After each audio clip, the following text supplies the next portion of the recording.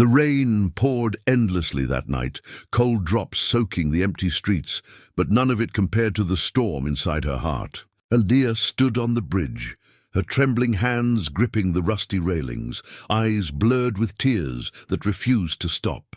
Her life had been a collection of shattered promises, broken dreams, and pain that weighed heavier than the world itself. She whispered into the night, her voice barely audible against the thunder, "I can't do this anymore."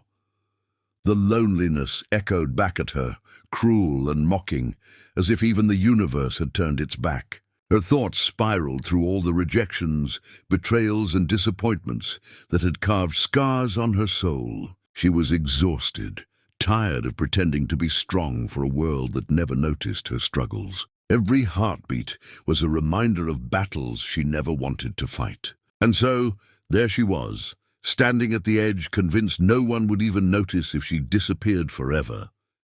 But fate, in its mysterious way, refused to let her vanish quietly into the dark. Just as she leaned forward, ready to surrender, a voice cut through the rain like a lifeline. "Please don't do this," the man shouted, his tone desperate, raw, and filled with urgency. Aaliyah froze, startled by the sudden interruption, her breath hitching in her throat.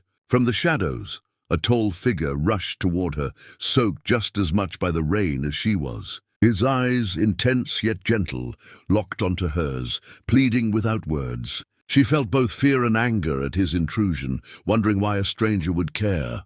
"You don't understand," she snapped, her tears blending with the downpour. "No one does." But he didn't flinch, didn't step back. Instead, he held her gaze, his voice trembling but steady. "Then let me try." Those simple words struck something deep within her, a crack in the wall she had built so carefully. He extended his hand toward her, not forcing, just offering, as if her choice still mattered. The rain seemed to soften in that moment, like the world itself was holding its breath. Aaliyah hesitated, her heart torn between collapsing into despair or giving this stranger a chance to prove her wrong. "Why?" she demanded bitterly. "Why would you care about me? You don't even know me." His answer came softly, yet it carried more strength than the storm itself. "Because I know what it feels like to stand where you are. I've been there." The raw honesty in his words made her blink, her grip on the railing loosening. She wasn't sure if she could believe him, but his eyes held a truth that resonated with her pain. Her pulse raced, not with fear, but with the strange comfort of being seen. She hadn't realized until that moment how much she longed for someone to simply notice her. And here he was, uninvited, unexpected, but unshakably real. Slowly, she stepped back from the edge, her legs trembling as if they might give out beneath her. The man exhaled deeply, relief flooding his face as he carefully reached out to steady her. His touch was warm despite the rain, grounding her in a way she hadn't felt in years. "My name's Rayyan," he said, his voice quieter now, like he didn't want to scare her away. Aaliyah stared at him, unsure if she should respond, but something about his presence disarmed her defenses. "Aaliyah," she finally whispered, as if speaking her name aloud reminded her she was still alive. For a moment, silence settled between them, heavy with unspoken emotions. She felt small, fragile, and yet strangely safe. It was the first time in a long while someone had met her at her lowest point without judgment. And as Rayyan stood beside her in the rain, she began to wonder if maybe, just maybe, she wasn't as invisible as she thought. They found shelter under a nearby bus stop, shivering from the cold, yet oddly comforted by each other's presence. Aaliyah hugged herself tightly, her mind still reeling from how close she had come to the edge. Rayyan didn't push her to talk, didn't overwhelm her with questions. He just sat quietly, offering silence as a gift. After a while, he broke the stillness with a story of his own. He spoke of the time he had lost everything, his job, his family, and his will to go on. He admitted to standing on a bridge once too, convinced the world had no place for him. His words were not polished or dramatic, but raw and real, echoing every thought Aaliyah had battled. She looked at him, surprised, and for the first time that night felt less alone. In his pain, she saw a reflection of her own, and in his survival, she glimpsed a possibility she hadn't dared to consider. Maybe life didn't have to end where her suffering began. Tears streamed down her face, not of despair this time, but of release. Rayyan gently handed her his handkerchief, even though it was already soaked, and they both laughed softly at the futility of it. That tiny laugh felt like sunlight breaking through the clouds, a reminder that even in darkness, warmth could exist.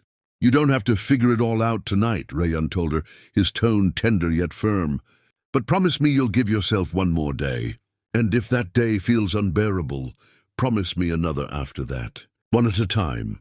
His words weren't a cure, but they wrapped around her like a lifeline, fragile but real. She nodded slowly, her heart unwilling, but her soul curious about this newfound thread of hope. It wasn't much, but it was enough to keep her from falling. And maybe, just maybe, it was enough to help her start climbing back.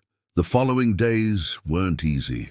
Aliyah still woke up with heaviness pressing on her chest, still fought waves of hopelessness that threatened to drown her. But Rayyan became a quiet constant in her world, checking in, walking beside her when she couldn't face the silence alone. He didn't try to fix her pain, but he refused to let her face it in isolation. Sometimes they talked for hours, sometimes they just shared coffee in silence, and sometimes they simply sat together watching the world move on around them. In those small moments, Aliyah realized healing wasn't about erasing the scars, but about finding someone willing to sit with you while they healed. And as she slowly allowed him into her guarded world, the walls around her heart began to crack. With every conversation, every shared silence, she began to see fragments of light in her darkness. The thought of giving up still lingered, but it no longer ruled her.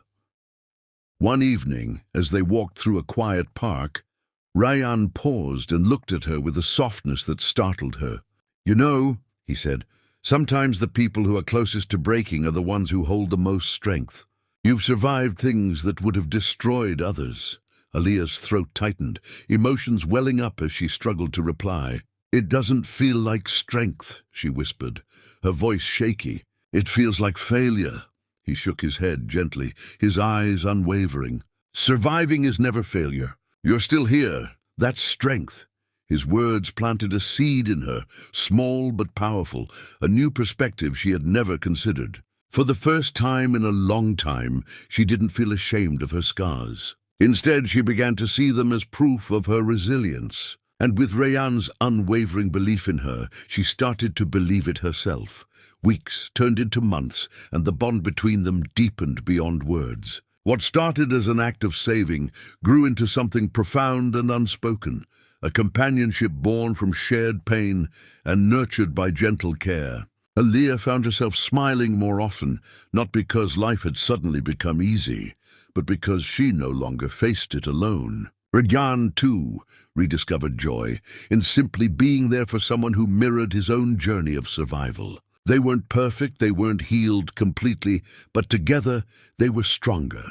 Love blossomed quietly between them, not in grand gestures, but in the way he remembered how she liked her tea, or how she noticed when he was lost in thought. Their hearts, once broken, found a rhythm that healed through connection.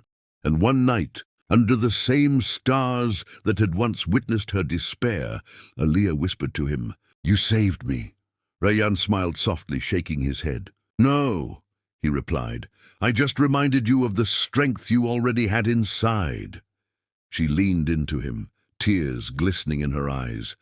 But this time, they were not of sadness. They were of gratitude, of love, of the miracle of second chances. Her journey wasn't over, her battles not completely won, but she no longer carried them alone. She had found someone who understood, someone who stayed, someone who believed. And in that, she found the courage to live again.